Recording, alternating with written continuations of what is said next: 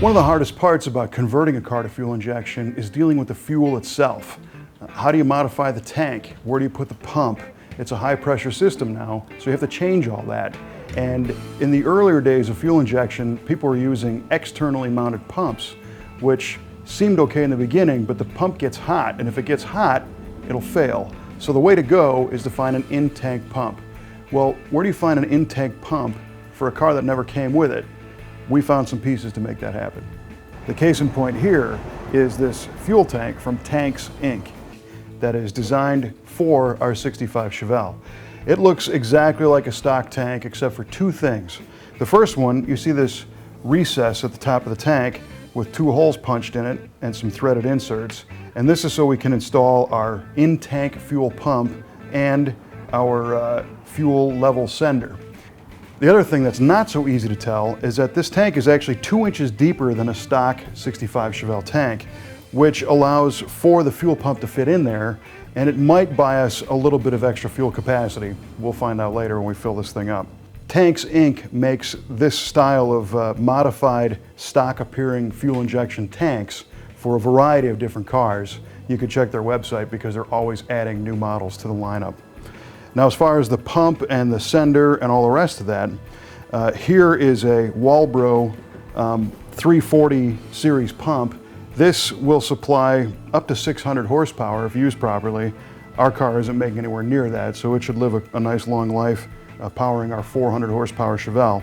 To get the fuel out of the tank and into our throttle body, the Tanks Inc. kit comes with not only a fuel pump that mounts in the tank, but the bracket to make it happen, and a fuel level sender, and then a couple of extra pieces you'll need to complete the job. But this is kind of an interesting rig. This is a fuel pump module system. It has a supply line and a return line and a vent line, plus the power takeoffs, all on this circular plate, which you'll notice mounts right in the top of the tank. The only thing that you're going to have to do to make this fit is trim the depth. You can see you've got a very long supply and return line on here. And this circular rubber piece is what's going to mount our pump in this system. Because Tanks Inc. makes a lot of different style of tanks, they sell one of these devices and you just trim the length to whatever fits your particular application. So this is a pretty simple install, and we'll get into that in a second. The other thing is the fuel level sender. Again, it has this circular plate and it mounts to the top of the tank, and it again is adjustable. You've got a couple of screws here in the middle that you can loosen up to change the depth of the sender unit itself. And this is the sender down here. When we finish our job, we'll put our float in and have it calibrated so that empty reads empty and full means full.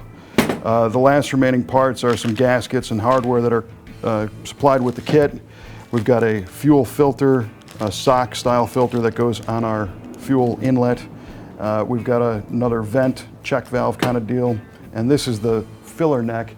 This tank design has a rubber hose connecting the filler neck to the tank. But one of the coolest things about this setup is, for those of you who have a car that looks completely stock, when this is installed, you'll never be able to tell that there's a high-tech, high-pressure EFI system hiding in the car. You got to be careful, obviously, whenever you play with a fuel tank. Ours had some fuel in it, so we drained that off and unbolted the straps, disconnected the rubber fuel hoses and the sender line for the gauge, worked the tank out of the car, and installed the Tanks Inc. unit. When it comes time to put the Tanks Inc. fuel tank back in the car, you have to do a few things to get started. You have to install the fuel pump and the fuel gauge sender into the tank before they go in the car. Tanks provides a bracket that works with a variety of these different tanks, so you have to trim it to the right length so that your fuel pump reaches the bottom of the tank. It only takes a few minutes to do, and then you can bolt that whole assembly into the tank. The fuel level sender also needs to be attached. They provide gaskets and hardware, and the tank is pre-cut to match the flange on both of these units. So you can bolt them right together and then put the tank up into the car. We were really impressed with how well the tank fit the car. Tanks Inc. has been making aftermarket fuel tanks for street rods and 50s and 60s cars for many, many years. And now they're going full force into muscle car tanks and later model tanks that have the electronic fuel injection pumps built in. You can look at their website to see the full line. This is one of the latest designs, and they're constantly adding new designs to accommodate more cars for fuel injection conversions. We used high pressure rubber hose to connect the fuel outlet line on the tank to our hard line on the car, and that's about it for the fuel system.